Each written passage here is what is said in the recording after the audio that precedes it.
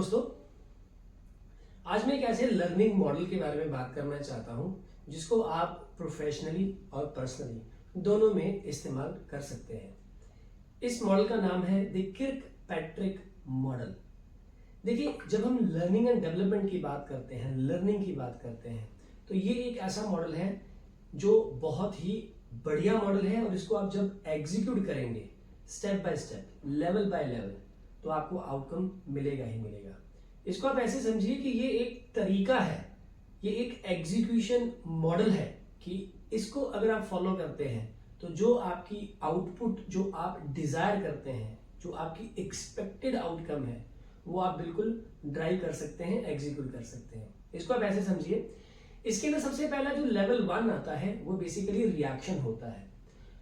Normally हम training में क्या चेक करते हैं? ट्रेनिंग में हम ये चेक करते हैं कि जब हमारे पास कोई भी ऑडियंस आती है, कोई भी पार्टिसिपेंट आता है, सबसे पहले उनका रिएक्शन क्या है। रिएक्शन किस चीज का है? रिएक्शन इस चीज का हो सकता है कि जैसे मान लीजिए आपने एक पर्टिकुलर टॉपिक पे ट्रेनिंग देनी है। अब उस ट्रेनिंग के मॉड्यूल को लेके उसका क्या रिएक्शन है, क्या वो रिएक्शन पॉजिटिव है, क्या वो रिएक्शन नेगेटिव है।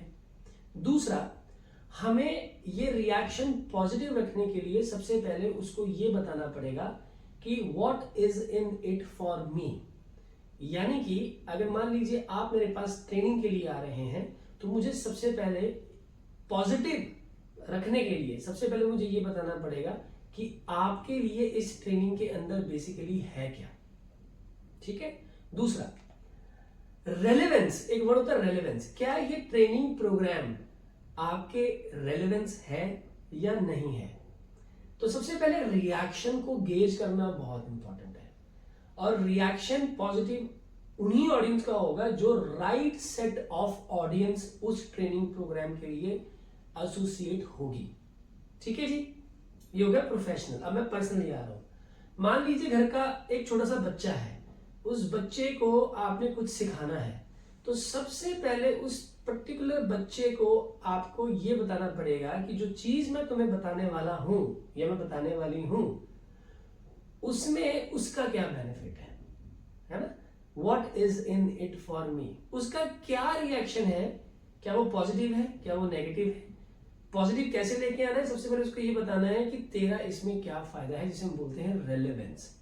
तो आई होप आपको ये समझ में आया होगा कि लेवल 1 जो मैंने आपको बताया कि रिएक्शन में आपको दो हिस्सों में लेके चलूंगा। एक में लेके चलूंगा प्रोफेशनली, एक में लेके चलूंगा पर्सनली। एग्जांपल हम वही बच्चे की लेंगे। दूसरा लेवल होता है बेसिकली आपका लर्निंग का। अब मान लीजिए हमारे जो पार्टिसिपेंट्स हैं, हमारी ट्रेनिंग स्टार्ट हुई, पार्टिसिपेंट की नॉलेज चेक करने के लिए हम लोग बेसिकली क्या करते हैं, प्री टेस्ट और पोस्ट टेस्ट लेते हैं कि भाई उनकी नॉलेज पहले क्या है, उसकी नॉलेज बाद में क्या है। ठीक है। फिर उसके बाद हम उनके रोल प्ले भी लेते हैं कि जो आपने सीखा, ठीक है, आप उसका रोल प्ले दीजिए। उनका एटीट्यूड भी गेज करते हैं। ठीक है। अब इसमें आप क्या कर सकते हैं, इसमें आप ये कर सकते हो कि असेसमेंट ले सकते हो, आप क्वेश्चन आंसर्स कर सकते हो, आप डिपस्टिक कर सकते हो। डिपस्टिक का मतलब होता है कि आप रैंडमली कभी भी किसी को कॉल करके पूछ सकते हो कोई भी सवाल का जवाब। ठीक है। तो ये बेसिकली हो गया आपका लेवल 2 लर्निंग। अब उसी बच्चे की बात करते हैं। तो बच्चे को जो हम सिखाने वाले हैं, सबसे पहले बच्चे से ये पूछना बहुत जरूरी है कि जो चीज हम आपको सिखाने वाले हैं, क्या आपको इसके बारे में नॉलेज है। अगर नॉलेज नहीं है तो आप बच्चे को क्या बोल सकते हो, आप बच्चे से आप 2-4 सवाल पूछ सकते हो कि क्या इसके बारे में नॉलेज है। अगर नहीं है तो जब आप उसको समझाओगे, जो भी आप टॉपिक उसको समझाना चाहते हो, ठीक है, उसके भले के लिए, तो आप उसको एक्सप्लेन करें, और एक्सप्लेन करने के बाद बीच बीच में आप उससे सवाल करें, राइट, ताकि नॉलेज ट्रांसफर हो सके। ठीक है। तो ये लेवल 2 हो गया, जिसे हम बोलते हैं नॉलेज। लेवल 3 क्या होता है? लेवल 3 होता है आपका बिहेवियर। बिहेवियर का मतलब क्या है, आप इसको ऐसे समझिए कि जैसे मान लीजिए मेरे पास ट्रेनी आए, ट्रेनी को हमने ट्रेनिंग दिया। अब ट्रेनिंग देने के बाद हम उनका ऑडिट करेंगे, उनको गेज करेंगे।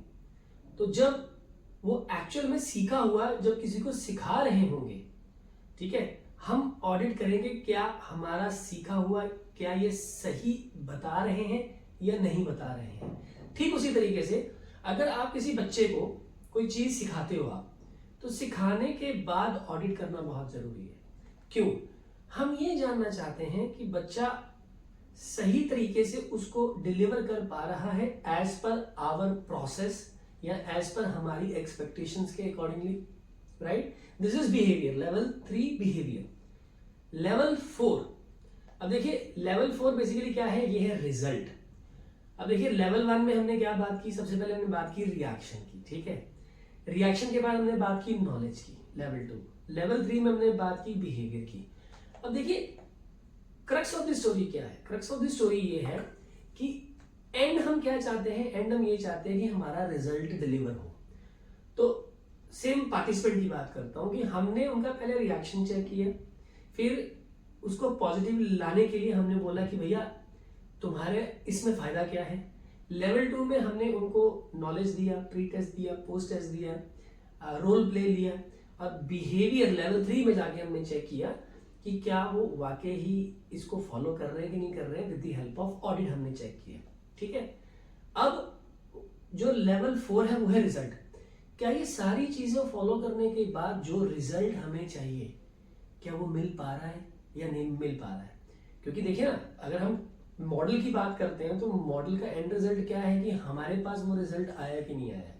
तो these are the number of steps जो आप फॉलो करके रिजल्ट को ड्राइव कर सकते हैं। ठीक उसी तरीके से अगर हम बच्चे की बात करें तो बच्चे का रिएक्शन से लेके, नॉलेज से लेके, उसके बाद बिहेवियर से लेके लास्ट में जो रिजल्ट है, जो हमारी एक्सपेक्टेशंस है उस पर्टिकुलर बच्चे से, कोई भी काम हो सकता है, कोई लर्निंग हो सकती है, कोई प्रोजेक्ट हो सकता है, कोई अच्छी चीजें हम बच्चे को सिखाना चाहते हैं, तो क्या वो रिजल्ट हमें मिला कि नहीं मिला, रिजल्ट आ रहा है कि नहीं आ रहा है, उसको कंटिन्यूसली ट्रैक करना पड़ेगा, देखना पड़ेगा।